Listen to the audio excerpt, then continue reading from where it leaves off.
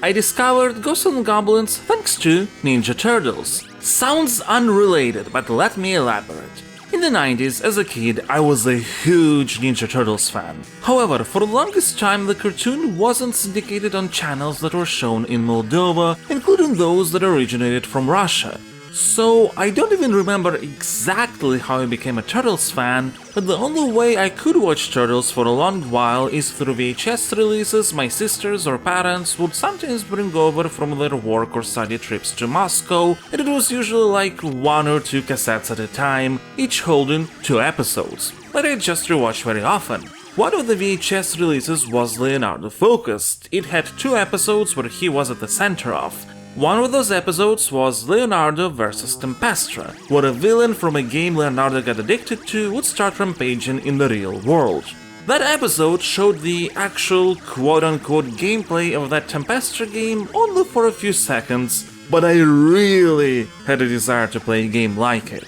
Introducing Ghosts and Goblins. I'm not sure how I discovered the game, and I don't remember which port I have played exactly, though I wouldn't be surprised if it were an emulated NES version, but when I saw it, I knew I had to play the game because it looked just like the one from Leonardo vs Tempestra. Maybe this was truly the inspiration for the game in that episode, because one of the plot points there was that the game Leonardo played was pretty much impossible to beat. So, I guess if you know anything about Ghosts and Goblins, it wouldn't come off as a surprise to you that I never got past the first level. That game was brutal.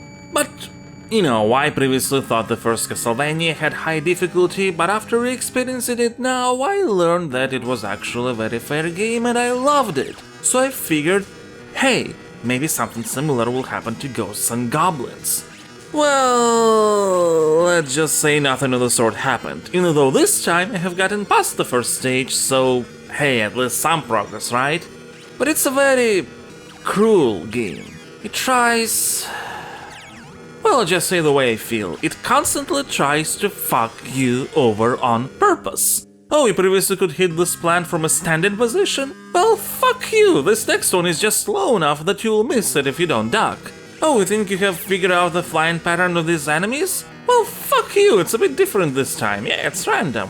Fuck you, fuck you, fuck you, fuck you, that's what Ghosts and Goblins keeps saying to me with its brutal, designed specifically to troll you levels where you're gonna die in 2 hits. I guess for some people that's actually exciting, this push gives them drive to push back, sends them into some sort of groove, I don't know. For me, this is not a challenge, it's bullshit and I have far better things to do with my time.